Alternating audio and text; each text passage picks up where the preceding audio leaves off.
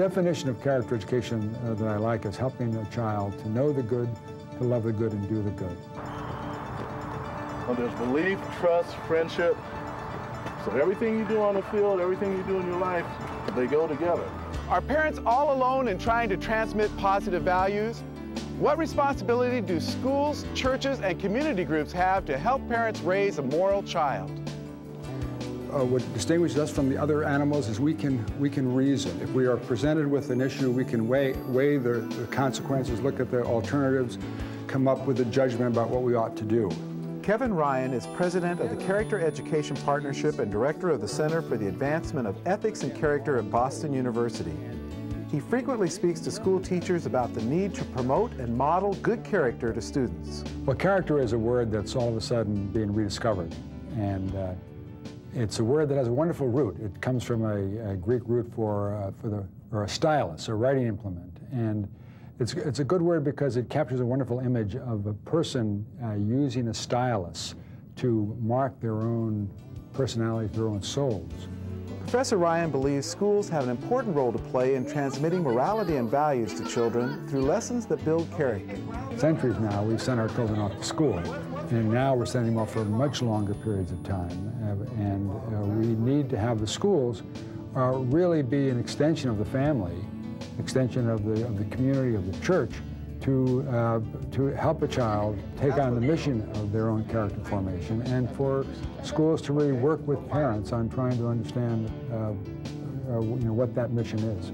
The public schools have let this idea of moral education or character education slip away because of a lot of things happened in the 60s, a lot of the conflicts that were around that. And they've intended to focus exclusively on the knowledge, trying to help a child, get better test scores, higher achievement. Well, I think that has been a failed project. I think the great interest in homeschooling and private education and has been largely fueled by parents who are realizing that there's much more to education than just getting good test scores. What character education is trying to do is recapture this sense of a teacher being responsible to deal with this. And again, responsible not taking the place of parents, but responsible in coordination and partnership with parents.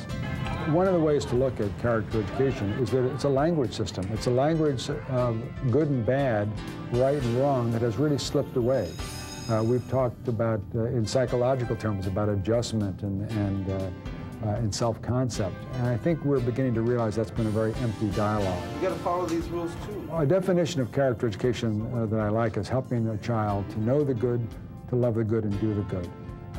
Know the good, to have a sense of what a good person is and what a good society is. Doing the good means civic action. It means helping other people. It means not just having good ideas, but being able to be a moral actor. Loving the good is really the movement of the heart, the desire a person has, is often really the engine of morality and good character. Professor Ryan cautions that implementing character education in public schools must be done in partnership with the community. I really urge school people to talk with parents and parents to talk with school people to start a dialogue about this whole issue, because if the school does it on their own, they're just asking for trouble. They'll be misinterpreted, they may do it badly. They need to realize that they both have a joint responsibility, with parents having the greater responsibility, to really define what those core values that they want taught to their children. Dr. Mary Williams of the University of San Diego recalls how early on some citizens were wary about teachers reintroducing the concept of values into the classroom. For about 10 years, there were lots of red flags going up about the whole idea of morality and whose values and who are these teachers to teach morality to my children. I think it's going better now because most schools and districts are bringing whole communities together.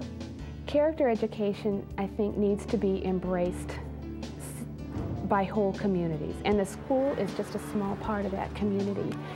We see ourselves as fostering values, traits that are already being taught in the home. It's hard to argue with a school that is teaching kids to be persevering, to be respectful, to be responsible. We are, again, not trying to replace parents. We're not trying to replace religious institutions. We are trying to reinforce and say, we think it's important in the school too. It isn't just something you do away from school. Parents overwhelmingly support certain values like honesty and fairness and respect and responsibility. And so it's really not hard to take today once we explain it to parents. We don't want mindless conformists. We don't want children to just follow rules without questioning the reasons behind what it is that they're being asked to do. We want children to be thoughtful. We want them to really be inspired enough to love the good, to give them opportunities to practice the values so that they'll know how good it feels when they do good things. And once they have that, then they'll continue on their own. We feel community service is a very important part of education. We've, every single junior, grade 11 student, performs 25 hours of community service. And I will be honest with you, at first there was some resistance. Some of the students felt that it was unfair.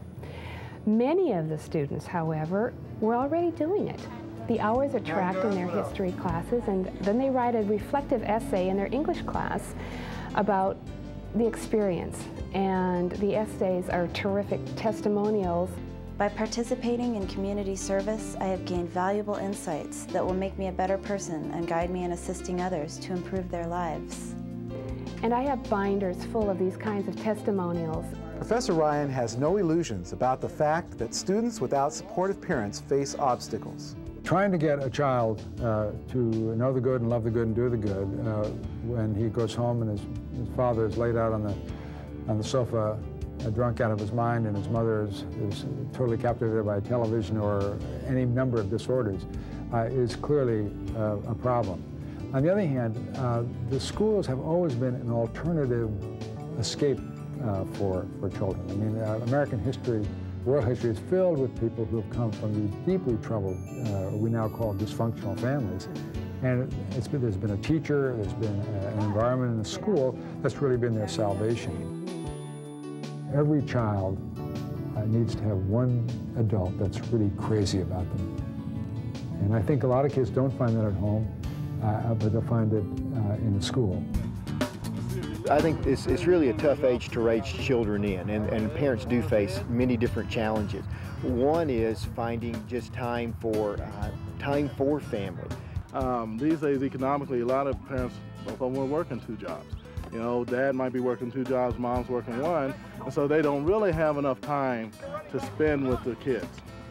Good job, good job. Chuck Muncie was a star running back in the National Football League for the New Orleans Saints and the San Diego Chargers. Today, he promotes sports as one way that kids can learn values. Pastor Russ Cox of New Hope Community Church in Chula Vista, California, is also an enthusiastic supporter of the positive lessons sports can teach. A large part of our ministry is to the family, and so we got into this because it was an outreach to our community. It met the needs of our family, church family as well. We kind of feel like sports teach lessons on life that certainly relate to our faith. It relates to how we live our life. You don't always win in life. And so we think that sports teach lessons like that. It teaches teamwork, it teaches cooperation.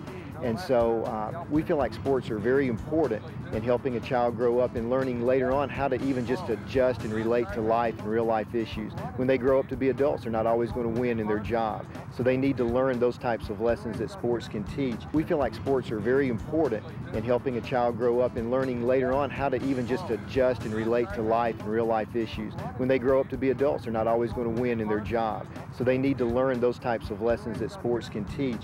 A lot of people look at sports as a way of doing something, just to get the kid out of the house, to get them involved in some sort of social function. Well, it serves a great purpose, and it's an opportunity to come together and socialize and learn to depend and trust one another. And that's the most important thing in sports is trust and dependability.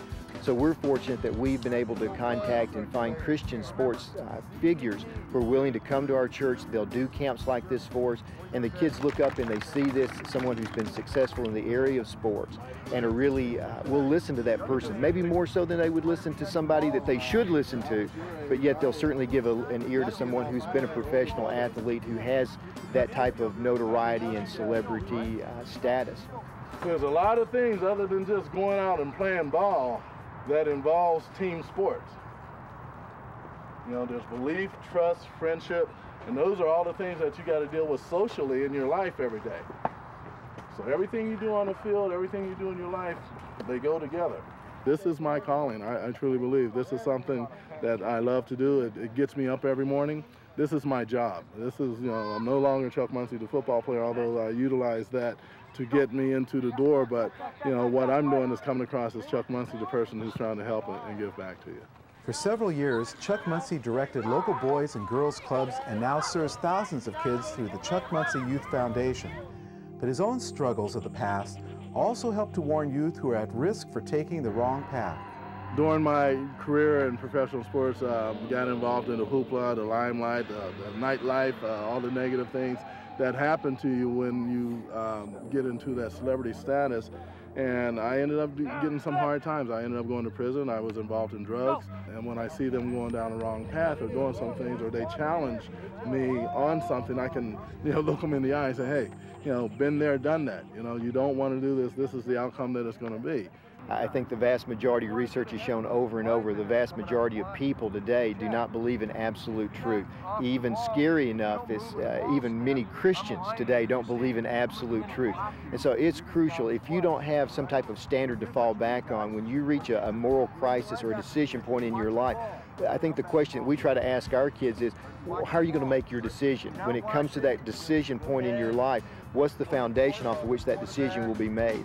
You know, what we want them to do is actually sit down and look around them and see these adults who are out here giving to them and sharing their time with them. You know, none of these guys are getting paid for anything. You know, they're out here on their own time. They brought their own whistles, they brought their own balls, they bought things, and they've shared their commitment to youth and to life. And I think that's something that we hope these kids will take with them when they leave here today and carry it with them in life, that, hey, I can get involved just by being me. I don't have to have money in my pocket. I don't have to have a big car. I don't have to be cool or hang out with the wrong people and things like that. All I have to do is me, and if I share myself with others, everything will be good. The children that come here, if they didn't come here, more than likely they would just be on the streets. Sandra Bryant is Executive Director of the All People's Christian Center in Los Angeles, a nationally recognized facility that provides hundreds of children after-school tutoring and activities.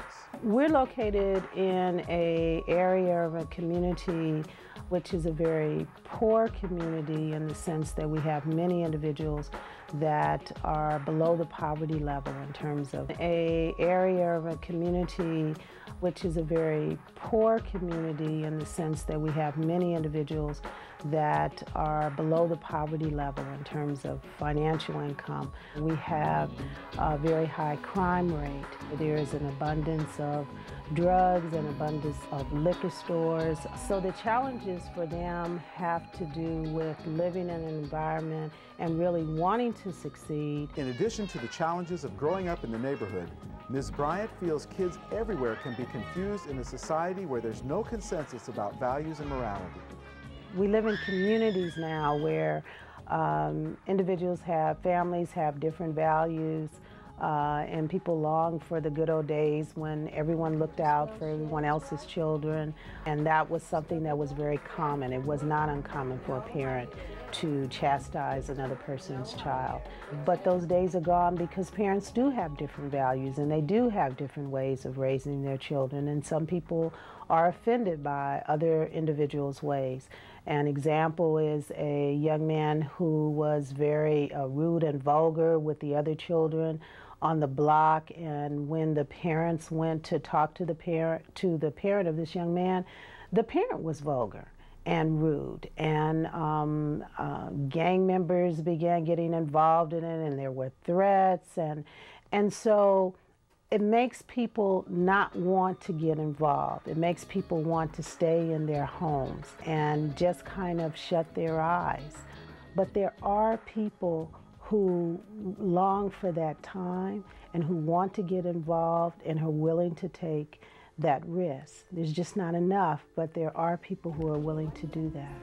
I think that the community has a responsibility with helping to raise our children in terms of education of children, in terms of values that are imparted upon children. But I think we can find common denominators within the community about values. What I would consider critical is respect. And I don't know anyone that would really argue that kind of value of respect, mutual respect.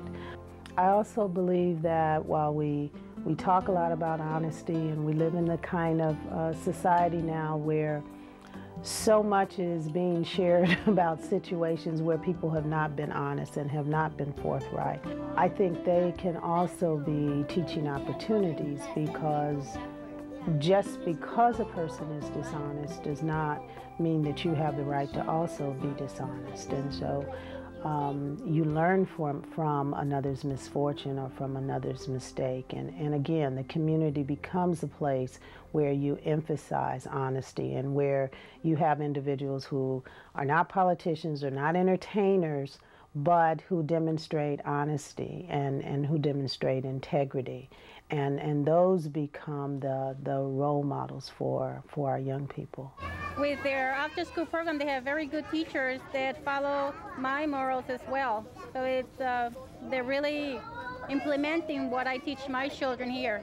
Society does not teach young people or adults about accepting consequences for the decisions that they make.